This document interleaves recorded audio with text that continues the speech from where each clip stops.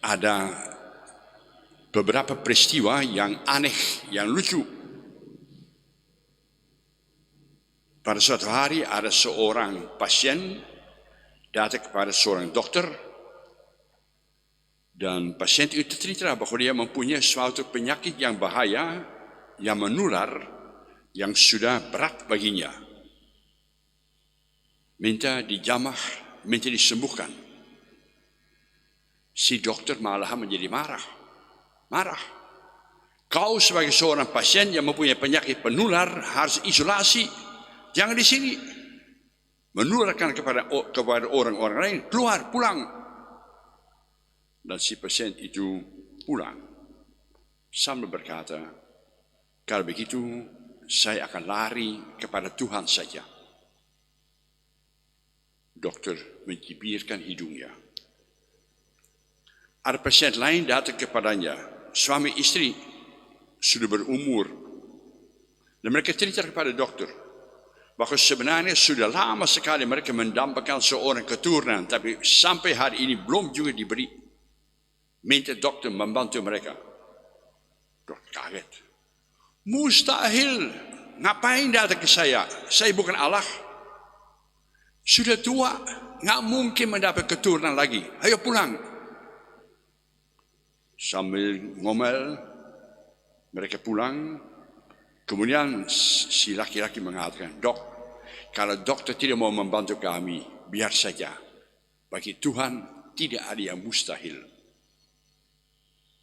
Dokter kaget, mempunyai pasien-pasien yang begitu aneh. Kemudian kita bertanya, apakah betul bahwa bagi Tuhan tidak ada yang mustahil? Apakah ada realistis, apakah wajar kalau kita mengira bahwa Tuhan itu bim salabim, segala-galanya mungkin saja bagi Tuhan. Tidak ada yang mustahil baginya. Mari kita bertanya kepada Bapak Abraham. Si Abraham itu sudah tua. Sarah tidak kalah tua. Mendekati 100 tahun. Ditanya kepada Abraham. Abraham sudah mempunyai berapa anak, berapa cucu? Dan Abraham menjawab, itu tergantung dari kemurahan Tuhan. Kalau Tuhan menghendaki, saya mempunyai anak. Kalau Tuhan menghendaki, saya mempunyai cucu-cucu, saya mempunyai. Apa saja ada pada saya, itu saya yakini sebagai pemberian dari Allah. Bagi Allah, tidak ada yang mustahil.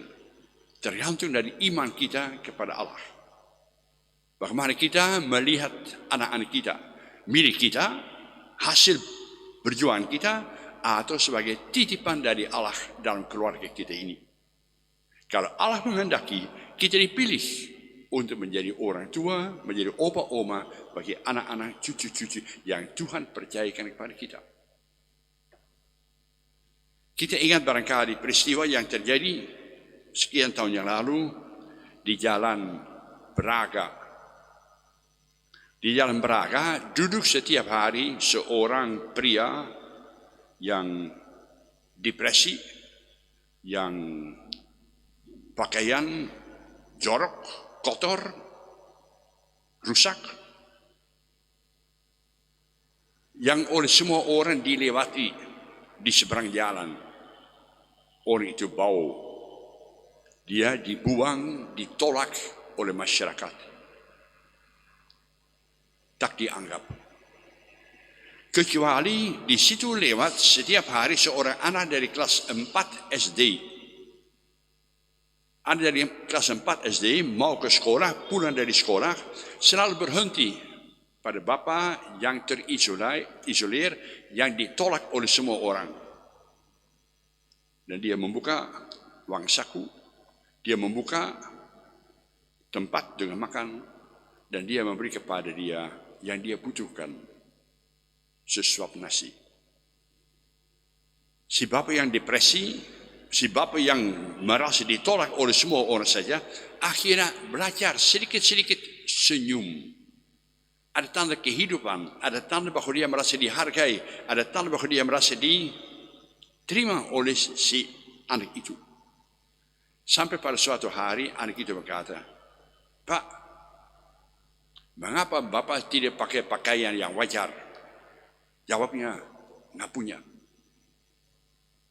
Kemudian si anak itu mengatakan, "Mau enggak? Saya beri kepada Bapak celana baju yang baru."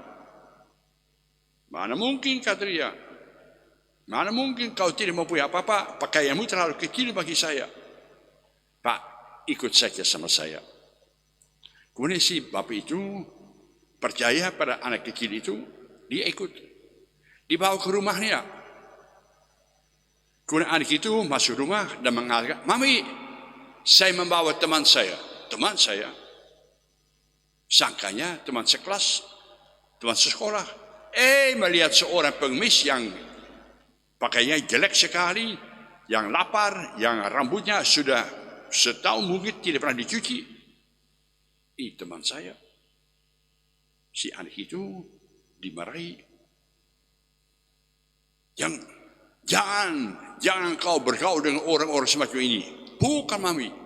Tuhan menghendaki supaya orang itu pun dianggap sebagai sesama manusia. Mami kaget. Anak itu mengulangi. Tuhan menghendaki supaya orang itu pun dianggap sebagai sesama manusia. Tolong, Papa pasti mempunyai celana yang jarang dipakai. Kasih sama dia saja. Tolong, kita sediakan air yang kita punya cukup supaya dia bisa mandi. Kalau perlu saya bantu. Kemudian orang itu didandan, orang itu dikasih makan, orang itu dibersihkan, tampilnya rapi.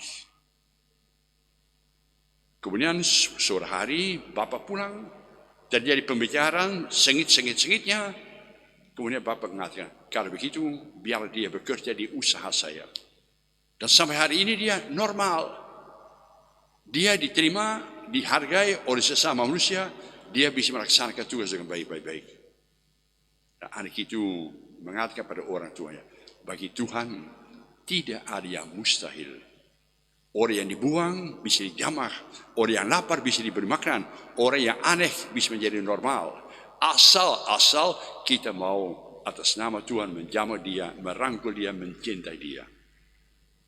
Jadi kalau kita berbicara tentang bagi Tuhan tidak ada yang mustahil, itu tidak lepas dari usaha kegiatan-kegiatan kita. Tuhan membutuhkan tangan. Tuhan membutuhkan orang yang percaya bahwa Allah itu bisa membantu. Menolong Allah untuk berkarya. Ada banyak orang di masyarakat kita ini yang kena kusta. Artinya yang dibuang oleh masyarakat. Yang relasi dengan Allah, dengan sesama manusia putus. Diisolasikan, dibuang, diusir. Adakah di antara kita yang atas nama Yesus mau menjamah dia? Risiko. Kau ditertawakan. Kau dikatakan seperti mami mengatakan pada anaknya, "Jangan begitu." Mungkin kau dimarahi. Tapi Allah di surga akan tersenyum. Atas nama Allah, kau menyembuhkan orang yang tak berdaya, yang membutuhkan sentuhan, yang membutuhkan kesembuhan. Kita berdoa bersama-sama, semua kita mempunyai kekuatan untuk seperti Yesus berani menjamah orang yang kusta. Artinya bahaya sendiri menjadi kena kusta, bahaya sendiri menjadi najis. Tapi Yesus itu menganggap cinta pada sesama manusia lebih penting daripada segala aturan. Semua kita juga berani atas nama Tuhan berhenti pada penderitaan sesama manusia, sehingga dunia percaya bagi Tuhan tidak ada yang mustahil berkat bantuan kita. Semoga demikian.